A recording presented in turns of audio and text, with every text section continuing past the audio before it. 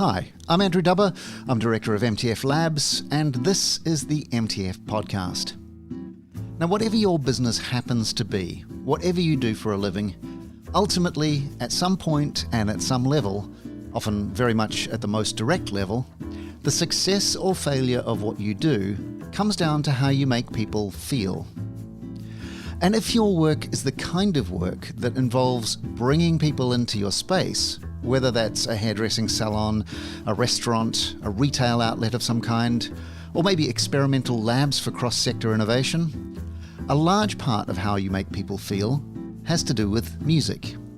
And of course, that means that the music you choose and the manner in which you play it makes a valuable contribution to your ongoing revenue, which is of course a strong argument in favour of paying the creators of the music, not actually optional, but there's a good reason for that, and also an argument in favour of a good sounding system, a decent acoustic space, and all the things that go along with having given the music you play some consideration, which of course includes choosing the actual songs and moods for the context, the time of day, and the desired behaviours of your customers and colleagues. Now, someone who's given this kind of value a great deal of thought is Swedish entrepreneur Ola Sars. Ola is the CEO of Soundtrack Your Brand, which started life as Spotify Business before it was spun out to its own separate entity. And he has a track record as the co-founder of Beats Music, now you know it as Apple Music, and the co-founder of Pacemaker, the world's first DJ-driven music making and sharing platform. Ola Sars, thank you so much for joining us for the MTF podcast. How are you doing? Doing great. How are you doing? Yeah, very well. It's nice weather in Stockholm. It's winter in Sweden and it's snowing and it's really, really cold even for a Swede. So actually I'm enjoying it because I prefer real winter to kind of the in-between thing. Yeah, fantastic. So you're in charge of something called Soundtrack Your Brand. You better tell us what that is. It's pretty simple. It's a streaming service for businesses, basically. So just like in most of our industries, like mobile phones or internet connectivity, you have kind of a consumer market, right, where the consumers are buying. And then you have a corporate market, a B2B market, where businesses are the buyers of the subscriptions. That also exists, obviously, for us in the music industry, where you have music in cafes, restaurants, retail, whatnot, any type of physical domain, basically what is referred to as the public performance. And I came from the consumer side, and when I started looking at this, I realized that actually music streaming and how we deploy music streaming models had not been transferred into the B2B market. So I decided to do that and sell business subscriptions, basically. Right. You better explain, why can't cafes just put on Spotify, play their playlists? Well, first of all, can you open a cinema with your Netflix account? That's the equivalent, basically, of using someone's IP or creative art and showing it for commercial purposes or a public purpose. So just like in the movie industry or anything else, when you're actually, using the art to drive a brand experience or drive a business, there's a logic, and I didn't invent that logic. That's been around for almost close to 100 years, where you should actually pay more in order for using the music to sell more coffee. So there's a higher rate for businesses to use music and drive their brand experience, which I think is perfectly logical. And I think even we should look to improve that value through time, because music is so important for the brands using it. So I'm merely trying to help out in terms of bringing streaming to those customers and, enabling music in new, fresh ways for them.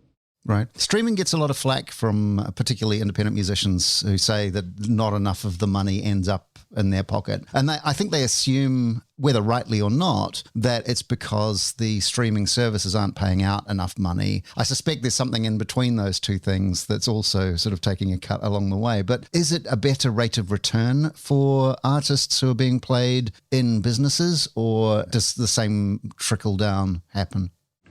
No, so yes, it's significantly better, just to answer your question primarily. And that is basically my kind of quest here. I came from the consumer side. I was one of the co-founders at Beats Music that turned into Apple Music, obviously. I've worked very closely with Spotify, and I actually co-founded Spotify Business. I founded Spotify Business with Spotify, which was the first attempt of bringing streaming into the B2B market. And now in 2018, we pivoted that into Soundtrack to become a completely independent current B2B streaming service. Answering your question, I think when you talk about streaming, there's obviously multiple perspectives in this dialogue, and I'm quite, into this discussion the whole time. But if you're selling a subscription at $10, which everyone refers to in the consumer space, it's not actually $10 anymore. It's around $5 on a global scale, because the ARPU, the average revenue per user, has gone down through all the discounts and kind of diluted through free. So let's talk about it in terms of $5 instead. And then the music, the consumer services have agreed to share what they generate, right? So they give away roughly 70-75% of what they're generating, which I think is actually,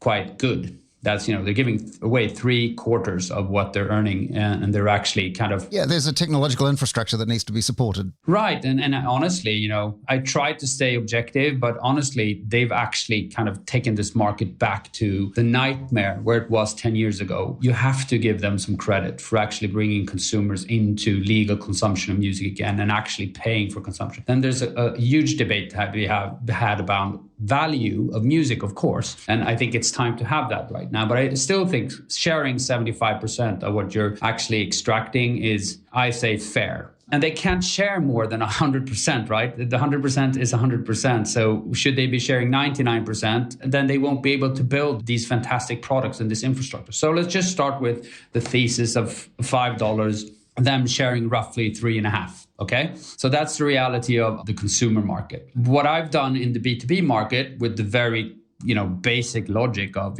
businesses should be paying more because they're using it for multiple years and using it to sell stuff. So I'm actually charging $30 per subscription per business location per month, meaning that... Regardless of the size of the business? Independently of the size of the business. Okay. So for the subscription. But if you're a hotel, for example, let's take W Hotels, which is the client, and their LA premise has around, in one of their hotels, they have around 15 subscriptions, because every sound zone, as we kind of refer to them, the lounge, the pool bar, the gym, restaurant A, restaurant B, all of them have different soundscapes. Hence, it's a great customer. So W Hotel is kind of paying the music industry, in their perception, $30 times 15. So they're at, $500 roughly to, light up their beautiful hotel with beautiful music. So I'm extracting that value. But let's get back to the subscription and not get too technical. I'm charging $30. So I'm actually paying out more than $20 in real terms to the music industry. So in general, I'm 10x to the consumer services of what I'm sharing, roughly 8 to 10x, depending on if you're the publisher or the label. So B2B, we kind of have the same distribution model. We're sharing roughly the same percentage of what we're collecting for our interactive subscriptions, but the absolute number, meaning the number of dollars, is so much higher. Yeah, it's the same percent of a larger amount. Yeah. So I think that's why I think it's very important that B2B becomes an opportunity for the music industry to add additional incremental revenues into this kind of streaming market. Right. So just a quick question from it's not really a technical perspective, but just so that I know how the mechanics of it works. If I have a cafe and I give you $30 and you give out, let's say it's $23 of that, and I only play Elton John, does Elton John get $23 from me? Right. So that's the prorata model that is applied in the whole music industry, including the consumer, or invented in the consumer market. So I'll try to simplify the response to that. If you're a cafe and you're only playing Elton John, then 100% of Elton John, that Elton John track or just Elton John, is being reported back to our rights holders, right? Into what they call the prorata distribution of everything that they're kind of collecting from the subscription services. So no, all of my money doesn't go through all the way to Elton John's account, but it goes with the recorded data on it that this should be distributed in the total distribution. This account, 100% of that contribution should be the percentage in the distribution machine, so to speak. So it's called prorata. It doesn't move that specific money all the way to Elton John, but it affects the distribution of the total pot of money that the label or the publisher is distributing. I know there's no easy way of explaining this. But what you are referring to, of which I think you are, is what we're discussing now, kind of more of a user-centric way of paying that actually goes directly to what's being played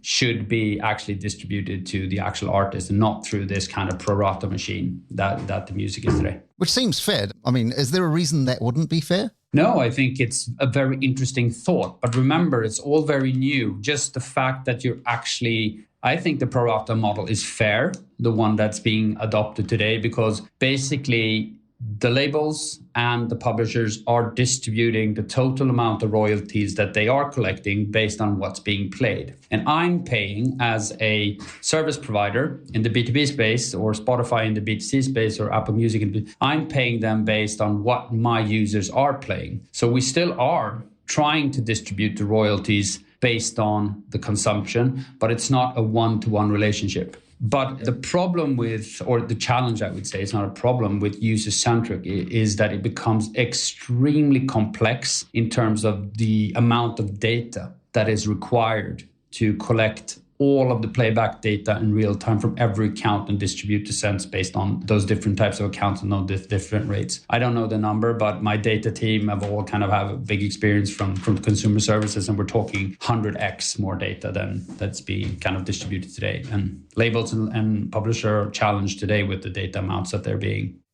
Well, metadata alone is a problem for labels and always has been. So I guess dealing with 100 times as much data as before is going to be problematic for them, which, I mean, I don't have a great deal of sympathy for, because if that's your business, that's your business. But yeah, I can see what the problem is with that. I mean, for me, we're actually looking at this somewhat because we're a smaller market in terms of absolute numbers. I mean, the total market for B2B, number of locations that are addressable in kind of the Western economies, excluding China and developing economies, around 128 million locations. So it's very small. I mean, the consumer markets, we're talking billions, right? We're already estimating that the music streaming market for consumers will bypass 1 billion paying subscribers in 2030. But mine is small, but there's more value.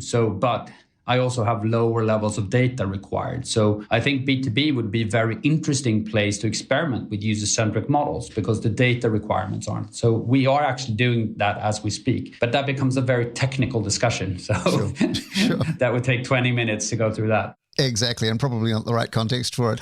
What I'm really interested in particularly is, just to sort of be open with you, one of the things that I'm working on, it's a kind of a long-term project, is I'm writing a book about playlists and mixtapes. And I'm really interested in the way in which those things create meaning for people. And so in a context of something like a cafe, when you say soundtrack your brand, what I think of is not just have music on while people are drinking coffee, but what music, in what order, and what falls into this is the sound of our brand and what falls outside of that. To what extent are you involved in those sorts of decisions? So I think that is obviously the question that kind of gets me excited, because I've just a little bit of context. I've spent more than 10 years in kind of the music tech scene. I moved into music out of pure passion from a previously boring career, and have been able to, live it with my passion and through very interesting times, obviously. But it's always been these 10 years starting companies, and this is my 5th startup in the music tech space, and starting successful and not so successful companies. All of them have actually been about the same thing, to be honest. It's being able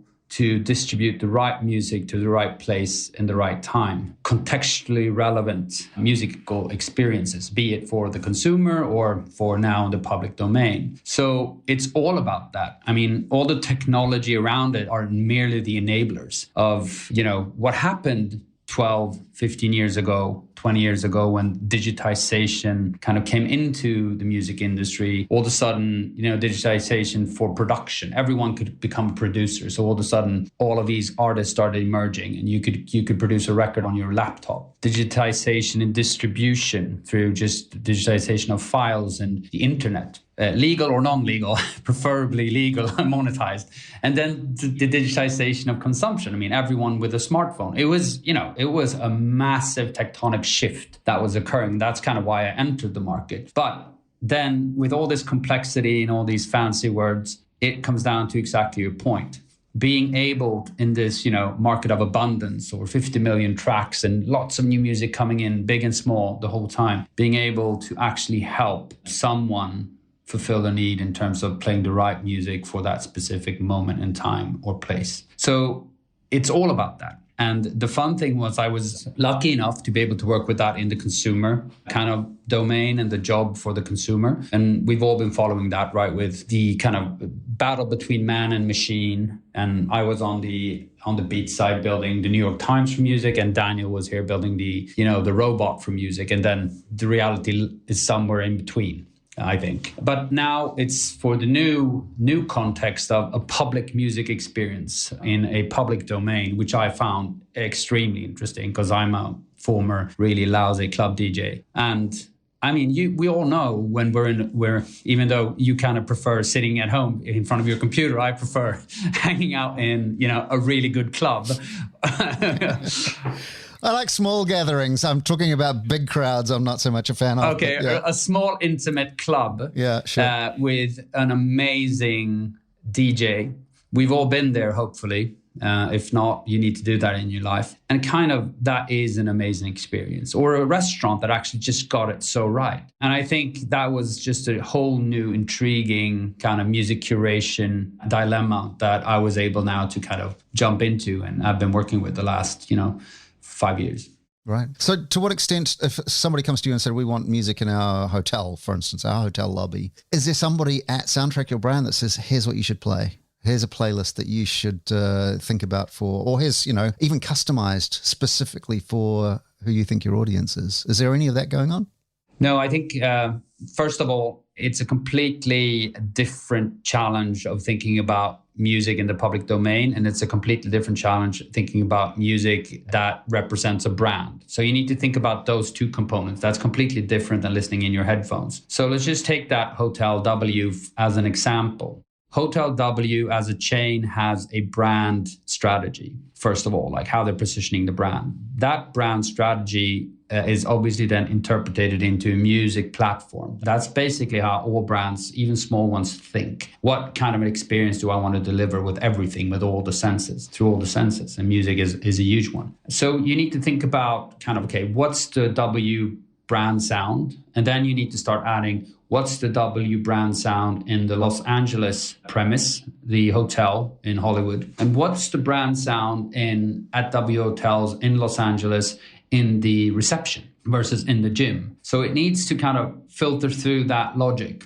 And then you need to start delivering on the right musical experience at the right time. So a Monday morning in the reception in WLA sounds different than a Thursday 6 o'clock when the bar is just about to kind of kick off or the weekend is coming in. There's also a public kind of context challenge, explicit lyrics, repetitiveness. It just becomes so much more complex and more business-like. It's, ready for business, the kind of distribution that you need to do there. Answering your question, that curation process can be done by humans, of course, like any type of curation, but that doesn't scale.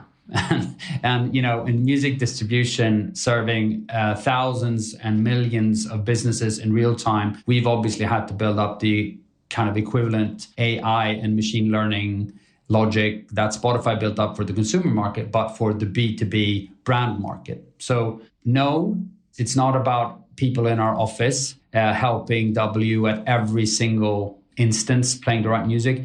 It's our technology stack empowering them to deliver a contextually relevant brand experience around the world in real time. The right music at the right place at the right time for that brand. For sure. Which makes me think, because I'm from radio, that's my background, and there's a lot of, like since 1948, Todd Storrs goes into a restaurant and the waitress is putting on the same songs in a jukebox over and over again. He comes up with this idea of playlists and rotations. And then that sort of gets more sophisticated. And then you have two separate boxes of records that are rotating at a different rate. And from there, the whole architecture of how radio station programming has been built around, you have your A rotates, you have your gold tracks, you have your, et cetera, et cetera. And then you also have things like rules, like day parts or song separation or artist separation, or don't play the same song at 8 o'clock in the morning on a Monday that you play at 8 o'clock in the morning on a Tuesday because people have routines, et cetera, et cetera. How much of that last 60, 70 years of thinking goes into something like this AI, which is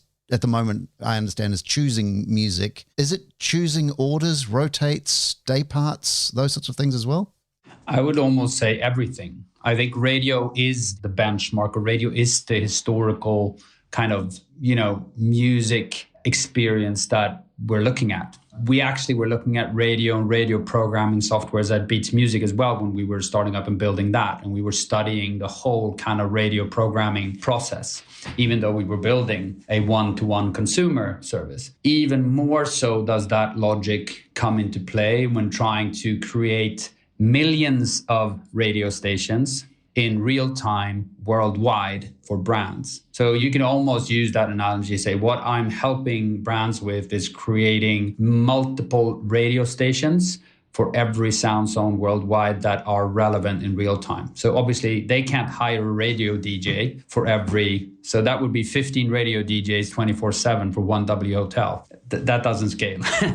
But that's what we're trying to replicate with the technology that we're empowering music with for brands. Right. Well, the other sort of precedent, I guess, for what you do, and I don't know how welcome the comparison is, but Muzak basically was sort of the prehistoric version of what you're doing, essentially. How much of the thinking from the Muzak Corporation has carried over to what's being done now? I think it's fair to say a lot as well, because everything has a history. And I think, it started with elevator music in my world right now. So when I explained what I'm doing to my mother the first time, I said I'm kind of redefining elevator music or background music or music, actually, that did became kind of a term, right? Just like rollerblades did. But, jokes aside, yes, because music was the initial approach to what does a musical experience have to be in a public domain? And the public domain sets requirements. If you're walking into an elevator, playing speed metal is probably not the best thing for the psychological experience when you're during the 20s riding an elevator 50 floors. They were using elevator to music to calm people down.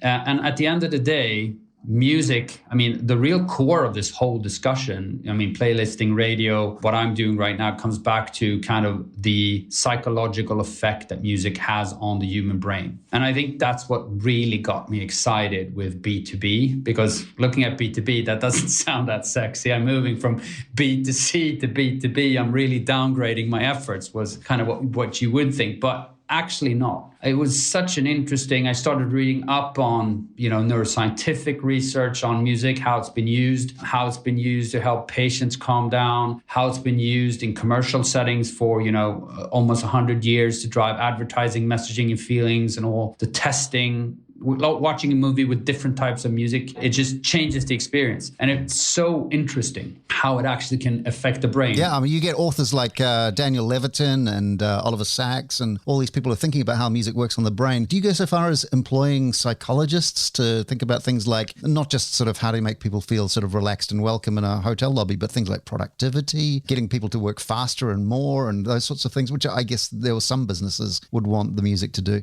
We do. We actually don't hire the scientific staff ourselves because it becomes very biased when you're into research. What we do is we collaborate with independent academic platforms in our research, which I think is a much healthier way of kind of running R&D around this. We are, we're building a sophisticated distribution system. But at the end of the day, we have multiple research projects going on in the neuroscientific field, for example, which is amazing because one example that we did, which was actually, more kind of econometrical field study together with a huge US chain, was we applied our method onto their retail network and proved 9% top line growth in the product that they're selling. And it's a fast food chain in this instance. 9%. And we applied it with external academics, the world's biggest field study. That's a lot of money put in the context of that brand. That the music industry, or let's say just the music creative side of it, is unlocking for a brand.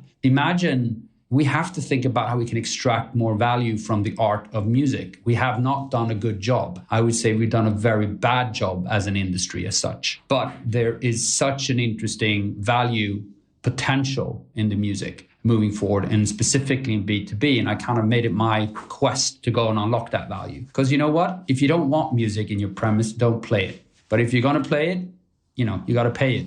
And sorry for sounding, a bit cheeky saying it, but it's that simple. and extracting that value. And the way to extract that value is obviously through science and statistical research showing the effect of music.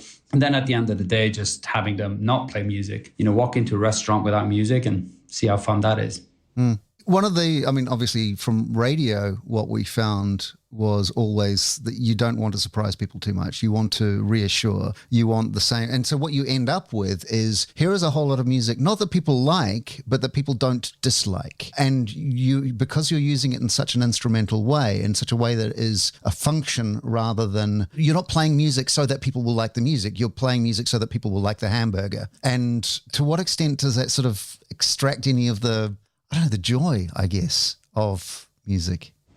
Well, I think you're somewhat spot on in terms of kind of the historical thinking about background music. Why is it called background music? Because it's not supposed to take over, right? It's supposed to be there, kind of facilitate something else or stimulate something else. And somewhat radio has the same role, right? Kind of passive listening, which people talk about, or proactive listening. But you know what? Most of the consumption in audio is actually passive listening. And very seldom are we, engaged in active listening behavior into podcasts or music. So it's the bigger proportion of music that needs to relate, or music creation that needs to relate to this backward leaning music experience. And I think it doesn't mean that it's less cool or less interesting, but it's just like, that's where music belongs there. It belongs in the foreground and in the background. But answering your question, yes, science points to, for example, if you use too much frontline catalog and the level of recognizability, meaning like, I know this track, if that's too frequent, then it will disturb the actual, for example, consumption behavior, and you will distract the customer from a buying behavior. In some instances, not so much, because if you're in a restaurant or in a bar, for example, recognizability actually affects the consumption pattern in a positive manner. It fuels sales. So there's no kind of answer. It depends on the business,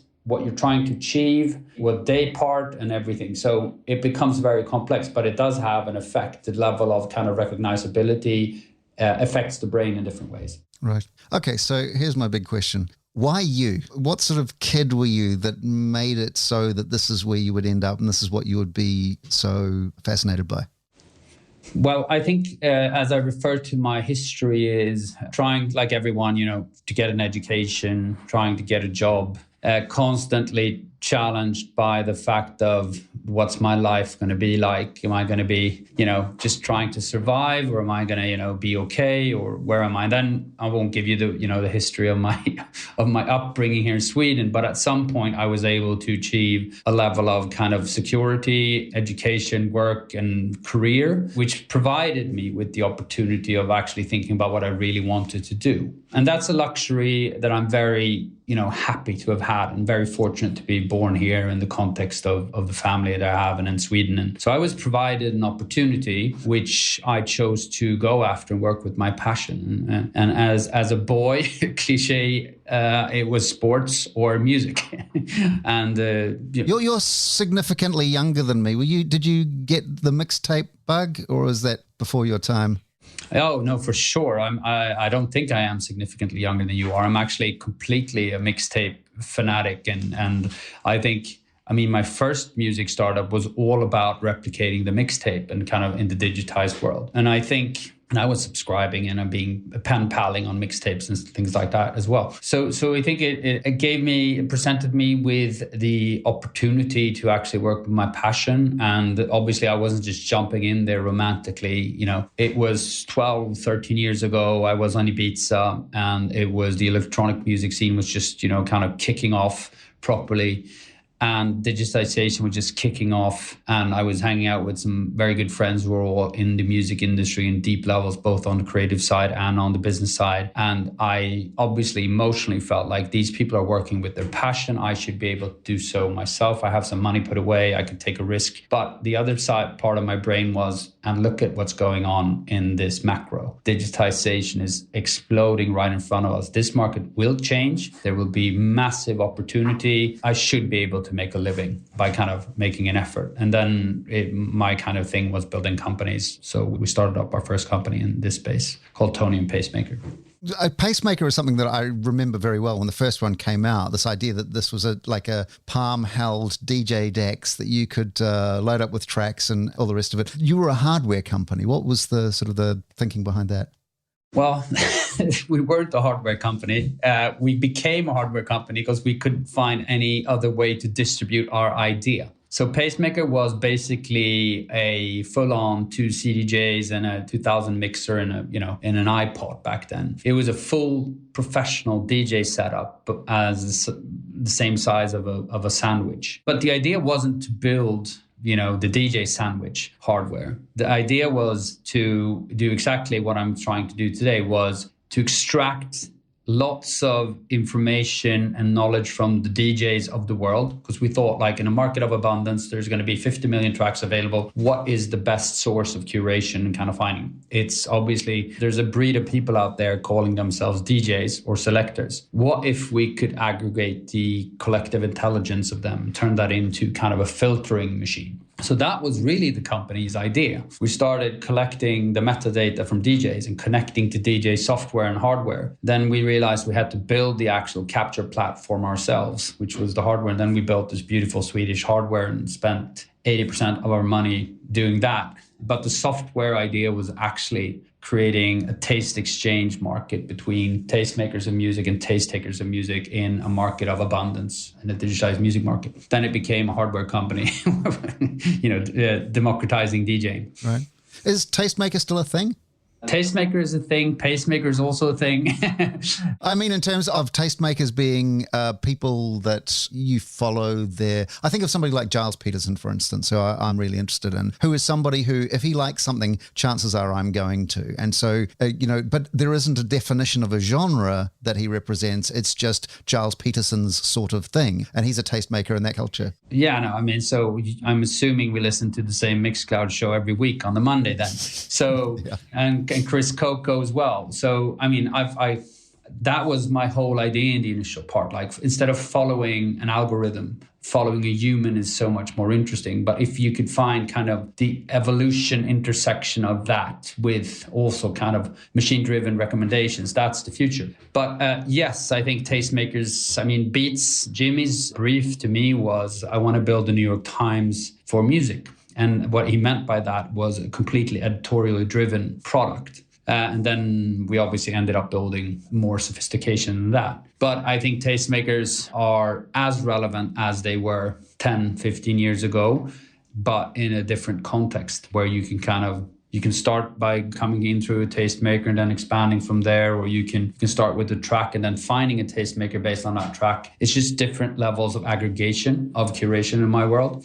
And I still think humans are the most interesting because they're not machines. They can, act completely illogical and kind of add track A with track Z that has actually no interrelationship, but there's still awesome tracks. But a machine could never figure out the interconnectivity between them. Right. So Zane Lowe was a good call for Beats and then Apple Music, I guess. I haven't listened to his interview with you yet, so that's on my list. So yes, I think, honestly, I thought it was very late and very kind of opportunistic and, may I use the word cheesy, when Beats, we started bringing in just one or two of these curators, but they were all of a sudden positioned in a commercial context, which became much more interesting because then the music industry are looking at it. But look at BBC. I mean, I've grown up on, BBC online radio, and that is, I think, the historical example of a human-driven curation and a really good service and still kind of a source for inspiration for myself. And Zane Lowe made his kind of cut his teeth at BBC, right? Sure, yeah. So how did the Beats thing come about for you? Because there was already the headphones, right? Yeah, I mean, the short story is that when we did Pacemaker, Jimmy and Dre had seen our vision with that company. It was an aggressive vision. It was a vision about, creating the next music service and taste exchange between kind of all the Zane Lowe's of the world with all the taste takers, meaning the whole global consumer market. And then they also were into hardware at that time, because we all know the history where they realized that they were not going to make that much money from their publishing anymore, and they needed to do something else. And they started off with consumer electronics. which they did very successfully. But the idea was always to build a power brand and the leading kind of pop culture brand of the US. That was the Beats ambition. And what better kind of epicenter of that ambition than a music service, right? So, but our connection came from them actually looking at Pacemaker, the device. We were at CES and we had won like 6 innovation prizes as the only kind of startup who've ever won that. And I was able to meet with them and we created a relationship where they actually wanted to acquire Pacemaker and add it into their hardware portfolio and then kind of the software components as well. Unfortunately, we weren't able to sell Pacemaker to them at that time because we were able to get in Wired magazine, the middle page of that, and we were all over the place, and people were talking about Pacemaker as the new Apple, and completely nonsense. But our investors thought that we would be a very, very, very valuable company, and Jimmy and Dre didn't want to pay anything, basically. They just wanted a piece of the company in order to bring it to the next level. And I wasn't able to I believed in that, but I wasn't able to broker that understanding between my investors and them. So we failed with bringing them into Pacemaker.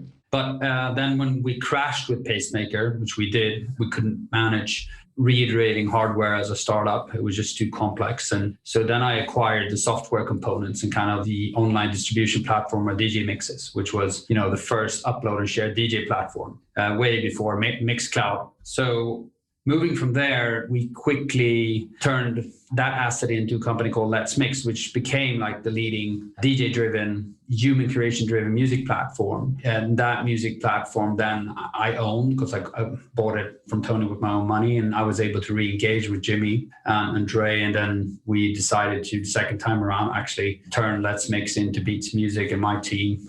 They acquired Let's Mix and we started building Beats Music. And then we acquired a company in the US and so forth. And then it all ended up in a very nice place, right? And now it's got the Apple brand on the top of it. Was that your exit point?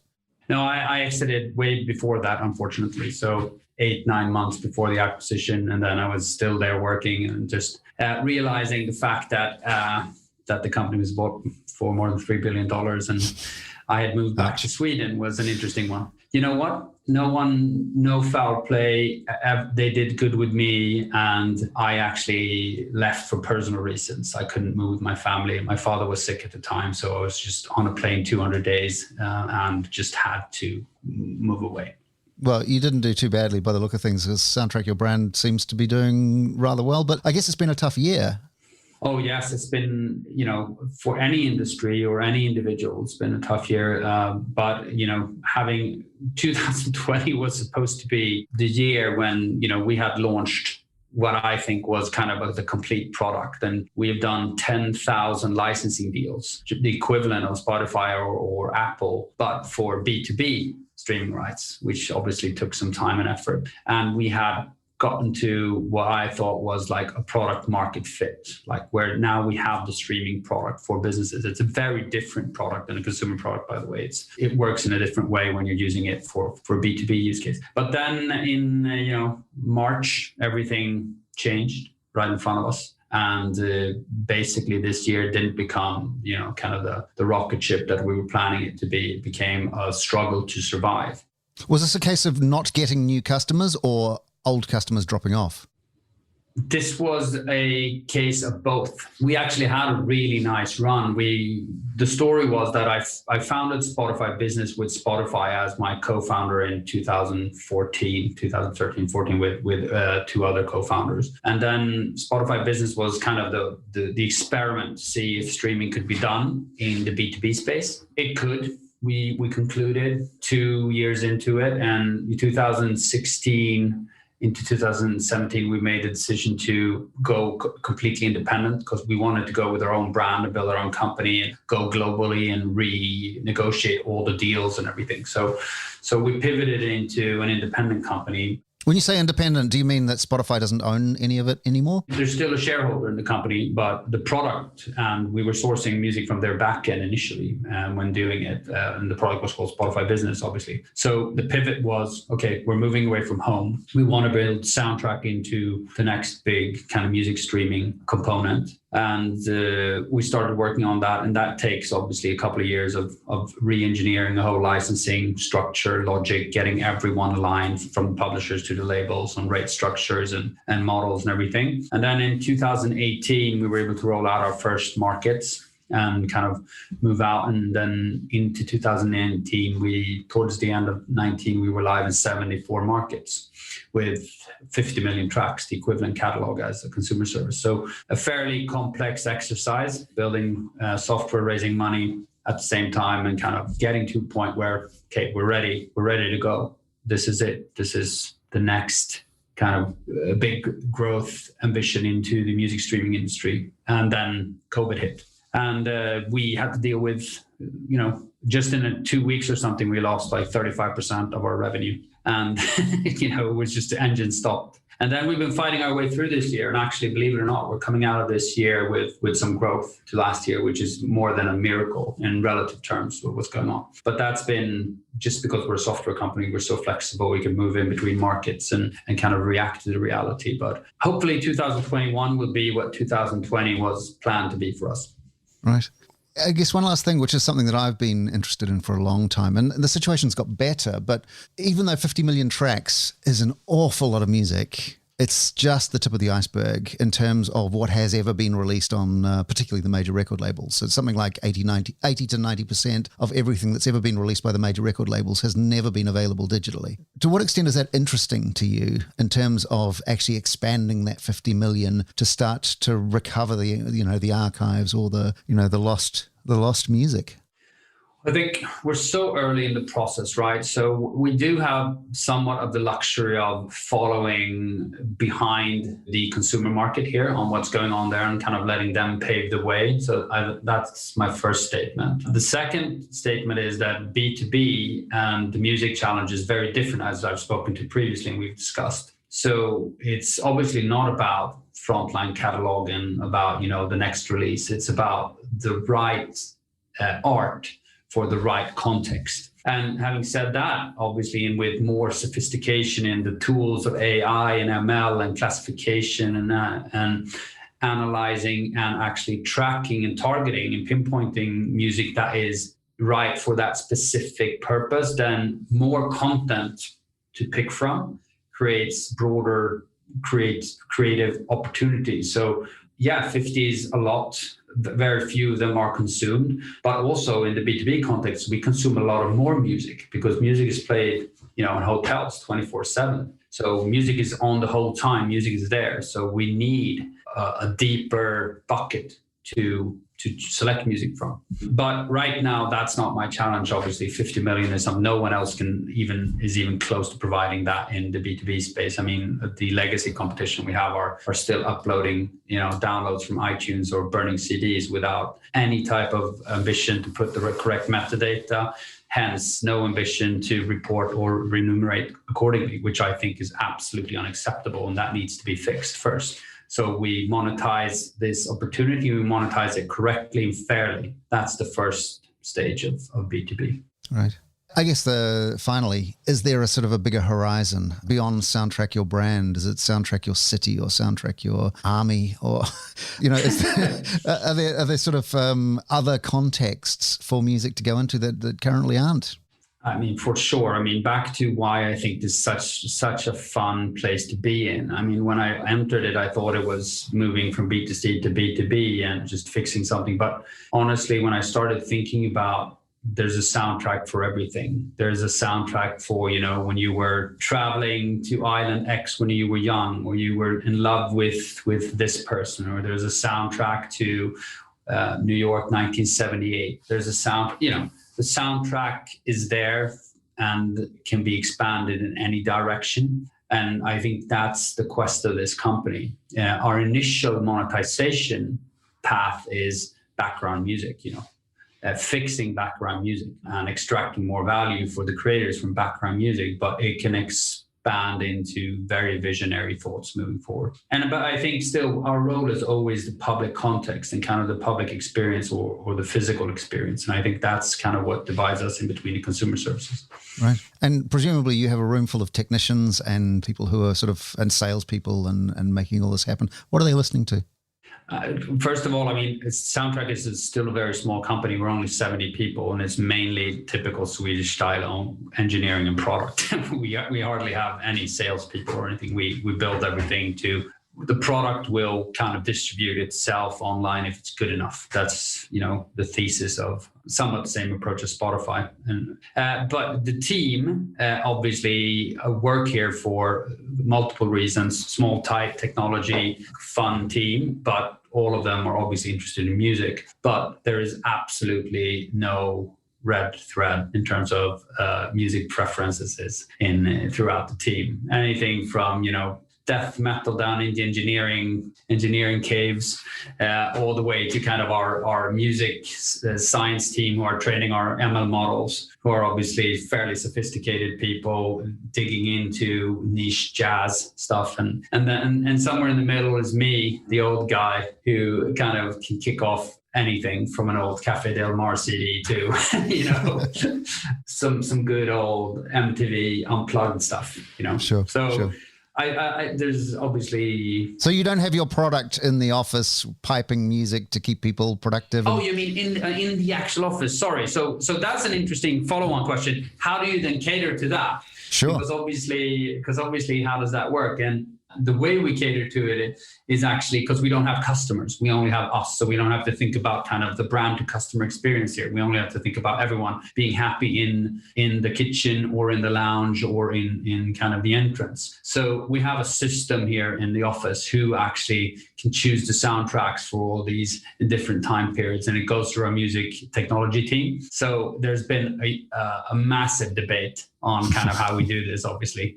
And you know what? A lot of our customers are actually office spaces as well. So believe it or not, law firms actually like to have music in the reception. And for them, it's, it needs to be according to the brand and their customers come in. But if you don't have customers coming in, it's a staff-driven soundtrack that you need to kind of get to. And that's a whole socio-psychological experiment, I promise you. But a whole lot of fun, and with great technology and platform, music at the office is intense but diverse. You can please everyone? Never. Or just not annoy everybody all the time?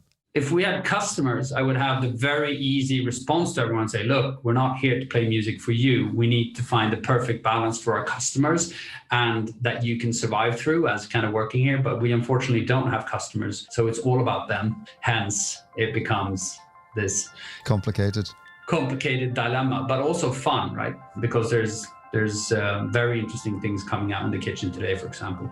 That's a challenge to program for, I'm sure. Ola, thanks so much for your time. It's been really fascinating and really enjoyable. It's a real favorite subject of mine. So thank you very much. Thanks very much. That's the CEO of Soundtrack Your Brand, Ola Sars, and that's the MTF podcast. You will, of course, find Soundtrack Your Brand at soundtrackyourbrand.com. I'm Dubba at Dubba on Twitter, and you'll find MTF Labs at mtflabs.net and at MTF Labs on all the social bits and pieces. Thanks to Sergio Castillo for the additional technical production, Marek Jakubovic and Airtone for the music, and Run Dreamer for the MTF audio logo, which you're going to hear again very shortly. And of course, thanks also to you for listening. Hope you enjoyed and that you're now somewhat inclined to share, like, rate and review, and I will catch you back here next week. Let's talk soon. Cheers.